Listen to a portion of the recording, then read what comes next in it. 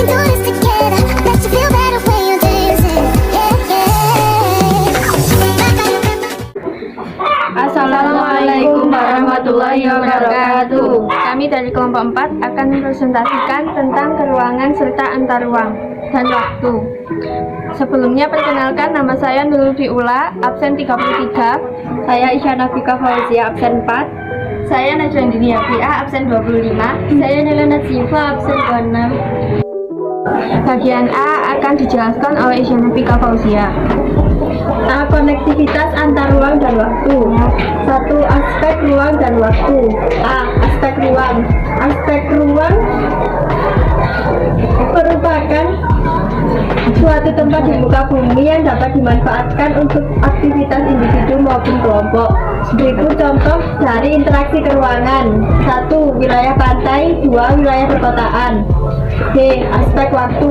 Waktu dibagi menjadi 3, yaitu 1. Waktu lampau. 2. Waktu sekarang. 3. Waktu yang akan datang. 2. Interaksi keruangan dan waktu.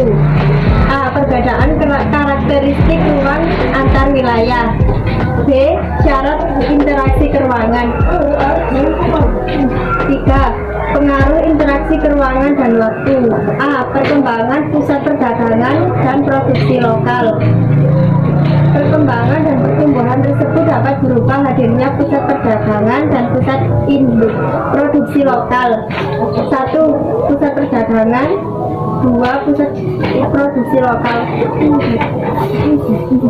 C. Perkembangan sarana dan prasarana. C. Perubahan penggunaan lahan.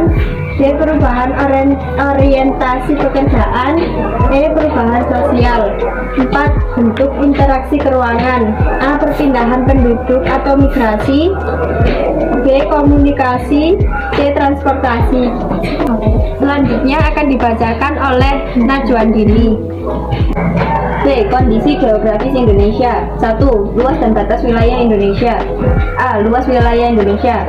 Total luas wilayah Indonesia sekitar 7,81 juta kilometer persegi dengan 3,25 juta kilometer persegi berupa lautan, 2,55 juta kilometer persegi berupa zona ekonomi eksklusif, dan 2,1 juta kilometer persegi berupa daratan.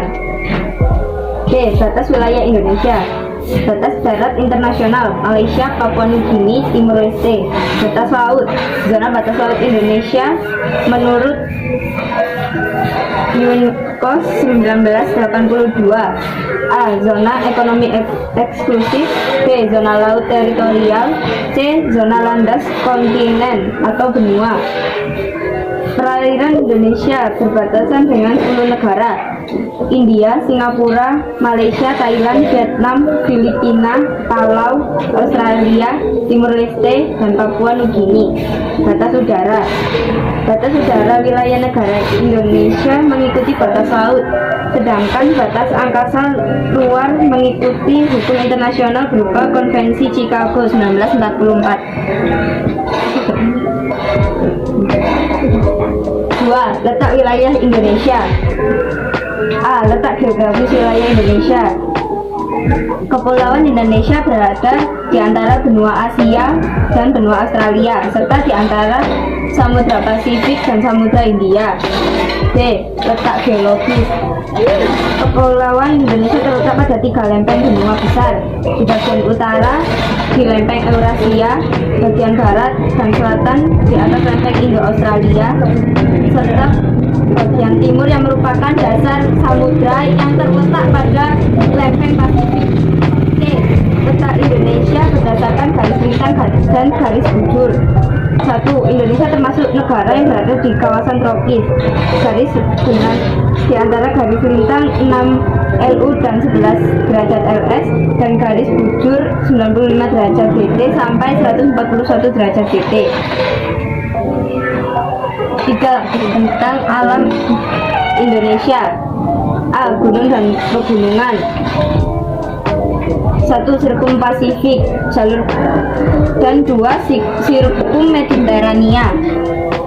B. Bukit dan perbukitan, memiliki skala dan persediaan air yang lebih kecil daripada gunung. C. Dataran tinggi, dibagi menjadi dua. Satu, hasil erosi dan sedimentasi, terbentuk dari gunung atau pegunungan yang mengalami pengikisan atas serta mengendap dan berkumpul menjadi dataran. Dua, kaldera, material dari lereng gunung sekitar yang tertimbun di kaldera yang semakin lama semakin meninggi. D. Dataran rendah, banyak digunakan sebagai pusat pemukiman karena permukaan yang cenderung rata dan memudahkan manusia dalam melakukan mobilitas. 4. Karakteristik wilayah daratan dan perairan Indonesia. A. Bersuhu hangat. B. Pergantian musim penghujan dan kemarau yang relatif stabil. C. Terbebas dari embusan angin taifun. D. Kelembapan udara yang tinggi. Untuk bagian C akan dibawakan atau dijelaskan oleh Naila Najifah. C. 1. Kondisi sosial budaya dapat teramati secara langsung melalui interaksi sosial yang terjadi pada keluarga, teman, dan pekerjaan. A. Sistem kekerabatan. B. Taraf pendidikan. C. Pola pikir. D. Mobilitas. D. Kondisi sosial ekonomi. 2. Aktivitas politik luar negeri. A. Pertukaran duta negara. B. Membina persahabatan dan kerjasama antar negara di dunia dalam bidang sosial, budaya, ekonomi, dan pertahanan keamanan. 3. Kondisi sosial politik. A. Bentuk pemerintahan Indonesia. B. Sistem politik Indonesia. Sila keempat Pancasila. Sistem politik luar negeri. Politik bebas aktif. C. Aktivitas politik merupakan segala bentuk kegiatan yang mengarah pada ranah politik, baik ranah perpolitikan dalam negeri maupun luar negeri. 1. Aktivitas politik dalam negeri. A. Pemilihan umum. B. Unjuk rasa. C. Dialog terbuka politik. Lalu bagian D akan dilanjutkan Nurul Fiula. D. Kerjasama antar negara. 1. Kerjasama bilateral, dilakukan antar dua negara yang terdapat aktivitas timbal balik. A. Motif kerjasama. 1. Menjaga kepentingan nasional. 2. Menjaga perdamaian. 3. Kesejahteraan ekonomi. B. Negara yang melakukan kerjasama dengan Indonesia ada 94. C. Bidang kerjasama bilateral. 1. Kerjasama bidang hukum, di antaranya dalam bentuk Interpol, perjanjian ekstradisi, dan pertukaran tahanan.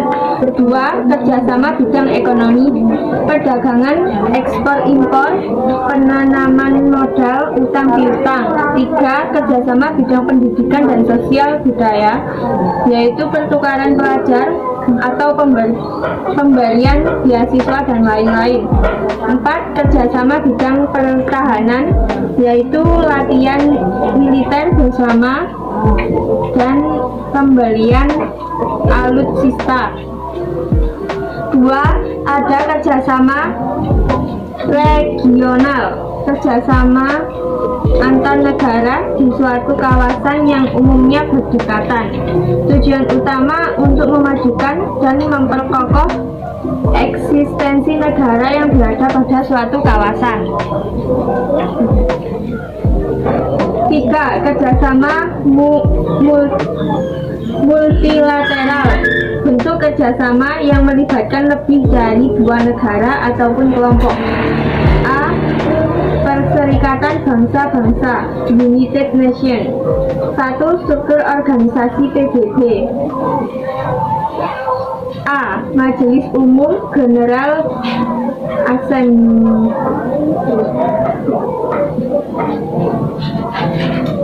B. Dewan Keamanan. C. Dewan Ekonomi dan Sosial. D. Dewan Perwakilan. E. Mahkamah Internasional. F. Sekretaris. 2. PBB juga memiliki lembaga-lembaga khusus yang menangani berbagai permasalahan.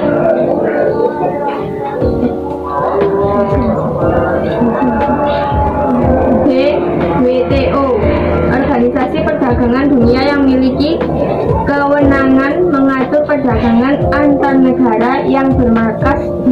Jenewa, Swiss. C. IMF, lembaga yang menjaga bagian dari sistem PBB. IMF berfungsi sebagai organisasi yang menyediakan pinjaman kepada negara anggotanya. D. OIC, organisasi solidaritas sesama muslim di dunia. Sekian presentasi dari kelompok kami. Jika ada kurangnya, saya mohon maaf. Wassalamualaikum warahmatullahi wabarakatuh. Dadah.